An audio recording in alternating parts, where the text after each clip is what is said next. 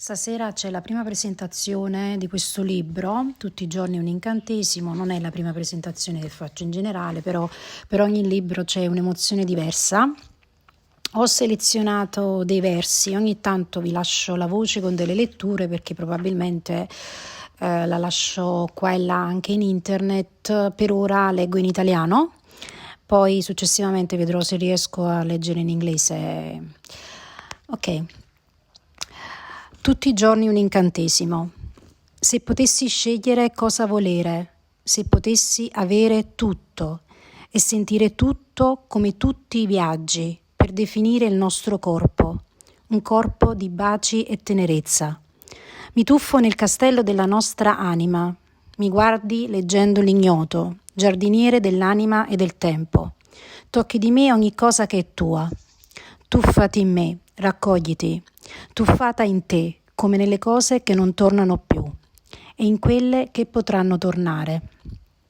Vivo nelle pause tra i tuoi baci e ogni giorno un'eclissi ci innamora. Tra me e te c'è solo l'universo. Tu sei tutto l'universo che vibra per me e siamo un'eclissi, un evento straordinario che accade ogni volta, perché non sono una cosa mia, non appartengo a me, faccio parte della tua libertà ed essendo parte della tua libertà ho perso la mia.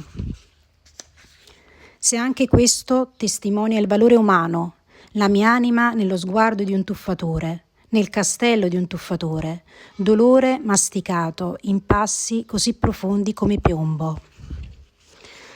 Tutto mi dice come sei, ogni cosa mi dice chi sei, non solo una natura delle cose, non solo una natura nuda. Sei tu che dici chi sei, attraverso la mia pelle. Celebrare il miracolo della rinascita nel desiderio costante della maternità, guidare e sentirsi stranamente felici di vivere una perenne primavera che nasconde il servizio, esistere scrivendo con così tanta umanità che persino gli alunni diventano figli e amici, il forte castello dei diritti umani, la roccia su cui è costruito il senso. Tutto quello che succede tra noi, allo spazio dell'universo, ma a te non basta. Svegliarsi col cuore in gola. Il cardiologo dice che il cuore va bene, la matematica salva la nostra anima, l'armatura ricama infanzia e adolescenza fino alla vecchiaia insieme. Le tre età del tempo, o quante età vuoi che racconti? Briciola mi ha donato un immenso amore. Nel 2026 un odore di grazia avrebbe dovuto investirmi. Anche dal Brasile viene il mio corpo come nei segni. Il sogno dell'Europa che si risveglia in me come una fenice.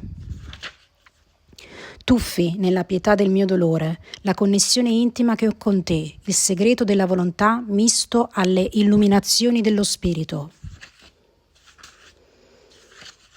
La nostra vita di sonnolenza e magia, quello che impariamo insieme attraverso il corpo, quello che facciamo quando ci rendiamo fertili, predestinati, storici, epici, eppure fragilissimi in sogni umani che sono come alte scalate per unirci.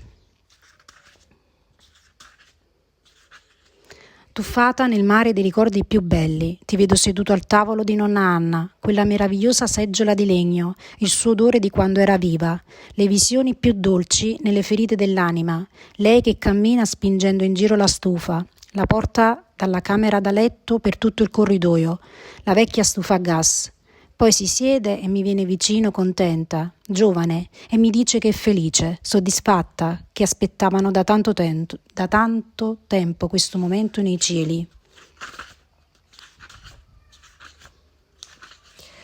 Aiutarmi a recuperare gli anni persi, rinascere in ricordi che non ho più, e i giorni rinnovarmi dentro di te attraverso di me, quando hai paura di perdermi, quando mi stringi perché ci tieni a me, sono per sempre. E tutte le volte che sono crollata tra i libri, sono solo poesie scritte per te, solo momenti che vedi senza di te, bicchieri bevuti senza di te, anni dell'adolescenza, scene del film, della mia vita senza di te. Ed ora che davanti a te non ho che i miei occhi, le mani e il mio corpo, mi ricordi ogni giorno com'è la tua seduzione per essere donna, anche se oramai conosci solo il modo che ho di essere tua. la porta di tutte le cose che non torneranno più, la nostalgia della vita sentita. Un Natale passato ad Arezzo per non sentire addosso la solitudine, ancora, la tua mancanza anche, chiedere a tre sante la grazia della maternità, pregando Dio di riscrivere il mio destino, i toni della preghiera alla pieve, la tenerezza al parco con le luci del Natale, i video e selfie in un castello di luci bianche e blu, immerso in orsacchiotti polari, cerbiatti che saltano, contenti, illuminati dalla notte.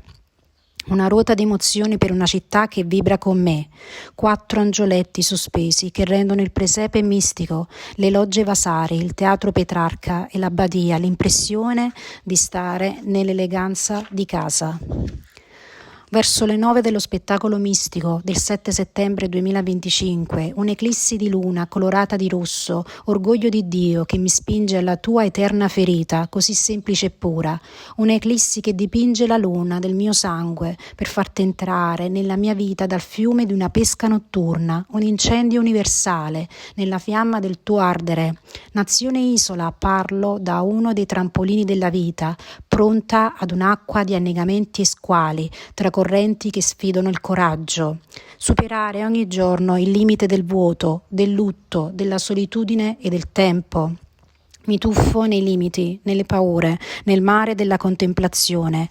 Tu sei attento ai miei gesti.